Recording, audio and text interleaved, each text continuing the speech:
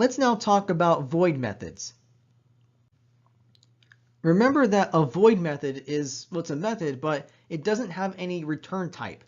But everything else about void methods is the same as value returning methods. There are still modifiers, there's still a name, there's still parentheses, there's still parameters, possibly. But the key difference is the return type. Even though we don't really return anything, we still need to give it a type so we know whether it's a void method or a value returning method. So in this case, we just say that the return type is a void. We still can have return statements, but the difference is we just have the word return. We don't have any expression that goes with it. So if we need to terminate our program, or I should say our method, we can just have the return statement, but don't include any values. We can call void methods just like we can call value returning methods, but they're not using any expressions because they don't return anything. They don't have a return type. Usually void methods are just these standalone methods that do some additional tasks, but they don't send anything back. That's the key difference. Let's do an example. Let's say we want to print a triangle of stars, such as something like this. So here, each line will print several blanks of one or more stars, and each line is going to have some initial number of blank spaces. So like the first one may have so much to print the top middle star, and then the next one's going to have so many spaces so we can get the two stars lined up underneath the first one and so forth. So each line would also print an incrementing number of stars that's separated by spaces. So we can create a method that does this printing for us. Let's go ahead and write the code for this method. So we need to start by creating our class. So public class, we'll call it stars. And we'll do our main, or at least we'll start it up.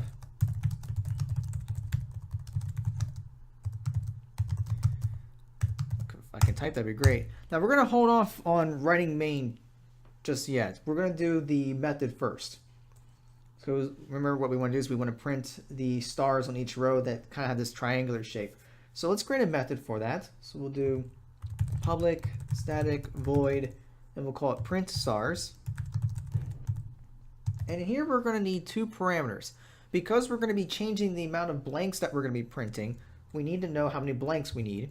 So we're going to do int blanks, and then the number of stars that we're going to print on that line. So we'll do int stars.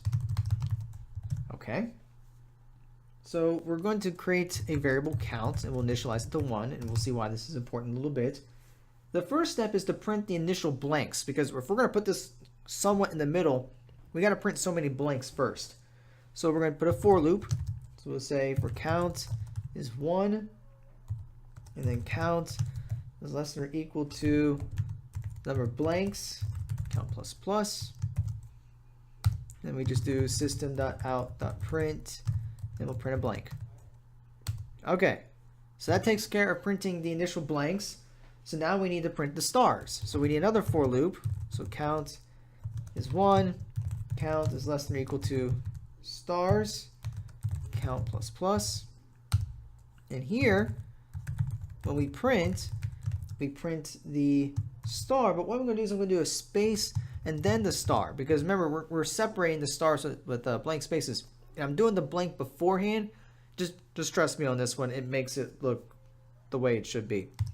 And then we'll do system.out.println. All right, so we'll go ahead and save that.